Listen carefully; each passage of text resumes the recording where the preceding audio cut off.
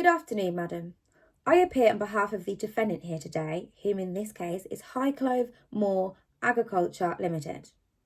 The defendant seeks to make an application today to set aside the default judgment that was entered on the 24th of August 2020, and this was made under the Civil Procedure Law Part 12.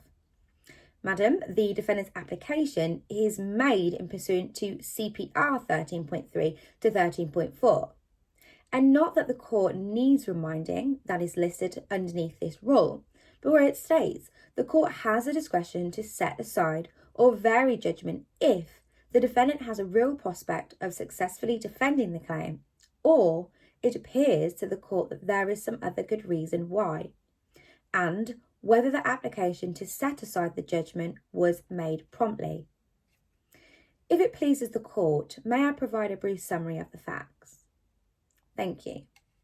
The defendant is a family-run business using 2 farm sites in Lincolnshire and has labelled these sites the Greenland and the Blue Land. The defendant grows its potatoes at these sites and then sells them at the end of the annual potato growing season around September. It is understood that the claimant is a manufacturer of chipped potatoes who enters into contracts of sale and delivery with potato farmers. It is also understood that the potatoes are delivered to the claimant's factories. The claimant then makes them into chips, which packages and sells onto wholesalers or supermarkets. After the claimant approached the defendant and negotiations had commenced, a contract was entered into, signed by both the claimant and the defendant on the 4th of March 2019, both agreeing for the defendant to sell and deliver to the claimant 100 tonnes of potatoes at £500 per tonne at the end of the 2019 growing season, totalling to the amount of £50,000. These potatoes would have to go through a riddling process first before being bagged and delivered to the claimant, which is laid out in the contract of Clause 3A. And a copy of this contract is found within the documents, madam. The defendant had every intention of fulfilling their contractual duties in delivering the potatoes in September 2019, as agreed, and in any ordinary season, madam, this would have been more than possible to satisfy the claimant's requirements. However, towards the end of the growing season, the defendant discovered that the potato crop had suffered from an unavoidable disease known as potato blight. Madam, this proof of this is actually set out in the UK Association of Soil Science documents, which is attached in the documents folder. In effect, the entire potato crop had failed, madam, and the defendant was unable to deliver a single potato to the claimant, therefore being unable to fulfil their contractual duties. There appeared to be an issue in not only Lincolnshire with potato farmers and growing their potatoes, but also across the whole of north of England. Therefore, this did not only just affect the defendant. Madam, despite this, the defendant had tried to negotiate with the claimant, and despite this, however, the claimant still decided to proceed commence proceedings in claiming damages for non-delivery from the defendant of the potatoes under the contractual agreement. Madam, I would now like to move on to address CPR 13.3(1)(a) and provide an account as to why the defendant has a real prospect of successfully defending the claim. It appears that the claimant relies upon Section 51(3) of the Sales of Goods Act 1979 for damages of non-delivery. Therefore, relying upon Clause 3 of the contractual agreement made between both the parties, that the defendant had an ultimate obligation to deliver those potatoes. Madam, the defendant does not dispute whatsoever that there was a contract and they had contractual obligations to deliver those potatoes. And the defence has provided, that contract within the documents, as I've mentioned. However, it is the defence's case that the unavoidable disease destroying the potatoes was completely out of the defendant's control, which has therefore led to the contract being frustrated. And therefore, madam, any damages that the claimant had sustained from this was not at the fault of the defendant. Madam, I would now like to move on to address the test for frustration. The test for frustration is laid out in the case of Davis Contractors Limited and Fareham Urban District Council. It was stated by the appeal court that the identification that frustration occurs whenever the law recognises that without default of either party, a contractual obligation has become incapable of being performed because the circumstances in which performance is called for would render it a thing radically different from that which was undertaken by the contract. Therefore, the destruction of the potato crop made within this instance case, madam, actually led for the contract to be impossible to be performed, or it radically different from that which was originally intended, as agreed by the claimant and the defendant. In the case of Howell and Copeland, this was quite a similar case to the instance case, madam, regarding a potato farmer and his potato crops being destroyed. And it was held that the unforeseen potato blight, which caused the reduced amount of potatoes being harvested, released the seller from his obligation to deliver any more than what had been harvested. And therefore, madam, this greatly applies in this instance case due to the unforeseen potato blight that was out of the defendant or the claimant's control. And this automatically terminated the agreement, madam, at the point of destruction. I would now like to move on to address Clause 3 of the contractual terms. It appears that the claimant has debated the ambiguity of the contractual terms of Clause 3, therefore leading the defence to provide clarity on what the correct meaning of Clause 3 actually is. For the doctrine of frustration to be applicable, madam, the contract must not allocate the risk of the supervening event, so in this instance, the destruction of the potato crop. The correct construction of Clause 3, 1 and 2 is therefore vital. And therefore, it is the defendant's case that the contract did not expressly allocate the risk of the supervening event, and the defendant had every intention of delivering those potatoes, as I have mentioned, madam. In the case of Wood and Capita Insurance Services Limited, this was held only in 2017, which was a Supreme Court case. And it was clarified that the court must ascertain the objective meaning of the language which the parties have chosen to express in their agreement. Therefore, the specific wordings must be adhered to by both parties that have chosen to express in their agreement.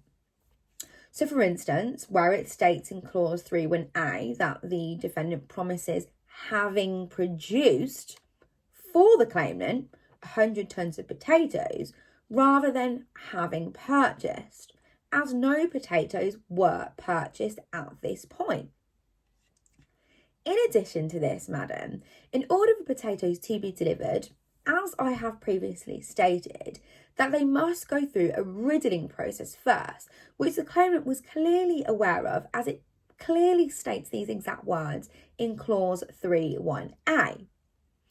And not that the court needs reminding, madam, but riddling is a process where the potatoes would be sized, graded and inspected for any diseases or as such before being bagged and delivered. Therefore, madam, it would be very unethical of the defendant to bag and deliver the potatoes without having inspected these potatoes first, which would essentially lead to further issues if that was the case. And as the defendant is a reputable company, as the claimant has been aware of and has recognised as the claimant was the first to approach the defendant, it would only be reasonable and ethical for the defendant to ensure that the potatoes do go through this rilling process first. And madam, the obligations, therefore, of the defendant under Clause 3 were purely conditional upon the claimant having the goods delivered to them and then making payment, as no payment was made prior to this. And therefore, madam, the defendant did not benefit in any way whatsoever prior to this, which essentially means that the defendant would have no reason whatsoever not to deliver these potatoes. And as it occurred in this instance case, unless a supervening had occurred, which happened, for the defendant to not being able to deliver the potatoes. Madam, I would now like to move on to address an alternative to the test of frustration.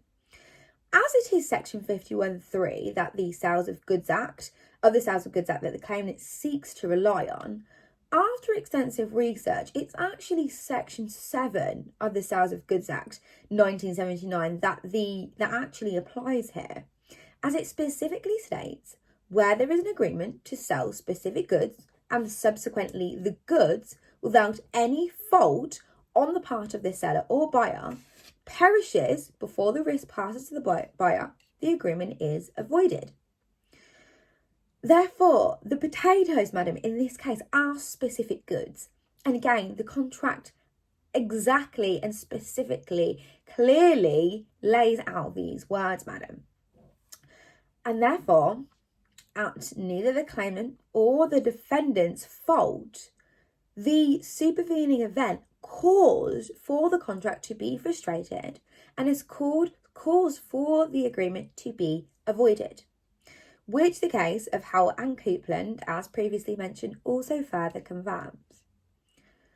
I would now like to move on to address CPR 13.3(1)(b), madam.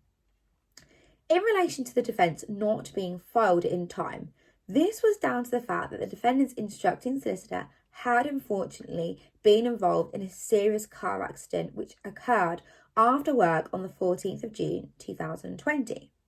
And as she sustained quite serious injuries, madam, she'd only recently returned to work. And due to the office of that firm being extremely small, no one else was able to pick up the case, and therefore the defence was not filed in time. And when the solicitor had actually returned to work, the solicitor had to deal with a backload of cases, including the defendants. Madam, might I also add that the acknowledgement service of proceedings was actually filed on the 3rd of June, so it was just the defence that wasn't filed in time due to this unforeseen event. Madam, in the case of Mitchell and News Group newspaper, the Court of Appeal clarified what would constitute a good reason in such as this for a defence not being filed in time. And it was stated at paragraph 42 that if the defaulting party or his solicitor suffered from a debilitating illness or was involved in a car accident, this will constitute a good reason. And then they also went on to say that good reasons are likely to arise from circumstances outside of the control of the party in default. And therefore, madam, in this instant case, the good reason is whereby the solicitor was unfortunately involved in a tragic accident and therefore the defence was not filed in time. Madam, I would now like to move on to address CPR 13.3(2). When the defendant had actually received the default notice in the post on the 26th of August, they immediately contacted their solicitor on the same day. Considering it was then the weekend and the bank holiday, the solicitor filed the defence along with the witness statement on behalf of the defendant on the 1st of September 2020, which was within 3 working days. And therefore the application was filed promptly to set aside the judgment. Madam, in addition to the court's discretion, and not that the court needs reminding of this, but to set aside the default judgment under CPR 13.3, the court must then consider CPR 3.9 principles, which is laid out in 3 stages as set out in the case of Denton and White. in order for the application to be dealt with justly, which further confirms and provides further guidance of that in the Mitchell case. So firstly, to assess the seriousness and the significance of the default. Secondly, reasons why the default occurred. And thirdly, to consider all the circumstances of the case included in CPR 3.9, 1A and B. Therefore, madam, it is the defendant's case that there has been little prejudice to the claimant in the short delay, and therefore the breach cannot be seen as serious or significant. In addition to this, the reasons why the default occurred was completely out of the defendant and the instructing solicitor's control due to the unforeseen event. And therefore, in pursuant to the draft order enclosed, the defence invite the court to order that, firstly, that the default judgment entered on the 24th of August 2020 to be set aside. Secondly, for the draft defence filed in support of this application shall stand as the defendant's defence. Thirdly, that the claim for the claim to be allocated to the multi-track. And lastly, for the claimant to pay the defendant's costs on this application. If there are no further questions, madam, those are my submissions.